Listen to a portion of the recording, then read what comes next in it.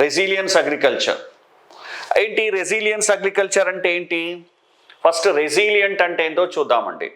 అంటే రెసిలియంట్ అంటే ఏంటి అంటే డ్యామేజ్ అయినా మళ్ళీ బయటికి రావడాన్ని, ఆ డ్యామేజ్ నుంచి బయటికి రావడాన్ని మనం రెసిలియంట్ అంటాం. అంటే మనం ఇక్కడ నిరోధక శక్తి అని చెప్పడానికి లేదండి, రెసిస్టెన్స్ అట్లా అనడానికి లేదు. డ్యామేజ్ తర్వాత కూడా రికవర్ అయ్యేటటువంటి శక్తిని రెసిలియన్స్ అంటాం. ఎన్విరాన్మెంట్కి రెండు రకాల కెపాసిటీ ఉంటుందండి, రెసిస్టెన్స్, రెసిలియన్స్. రెసిస్టెన్స్ అంటే రాకుండా తట్టుకునే కెపాసిటీని రెసిస్టెన్స్ అంటాం.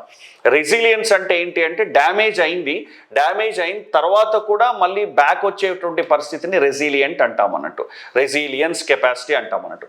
ఇక్కడ రెసిలియన్స్ అగ్రికల్చర్ అంటే ఏంటి అంటే ఎన్విరాన్మెంట్లో చాలా ప్రాబ్లమ్స్ వస్తున్నాయి, గ్లోబల్ వార్మింగ్, క్లైమేట్ చేంజ్ వస్తున్నాయి. Okay, so global warming, climate change వస్తున్నాయి. ఈ గ్లోబల్ వార్మింగ్, క్లైమేట్ చేంజ్ వల్ల అగ్రికల్చర్ సివియర్గా దెబ్బతింటుంది. ఈ అగ్రికల్చర్ సివియర్గా దెబ్బతినడం వల్ల ఆ గ్లోబల్ వార్మింగ్ని, క్లైమేట్ చేంజ్ని తట్టుకునేటటువంటి కెపాసిటీ ఉండేటటువంటి పంటలను సాగు చేయాలి. దాన్నే మనం క్లైమేట్ రెసిలియంట్ అగ్రికల్చర్ అంటాం అన్నట్టు. అదే ఇక్కడ ఇచ్చింది చూడండి, digital public infrastructure, digital crop survey. నేను చెప్పుకున్నాం ఆల్రెడీ అండి. So okay, Kisan credit card supply చేయడము, financial support to the network of breeding సెంటర్స్కు, ఇవన్నిటిని ఏమంటామంటే రెసిలియన్స్ ఇన్ అగ్రికల్చర్ అంటాం అన్నట్టు. ఓకే.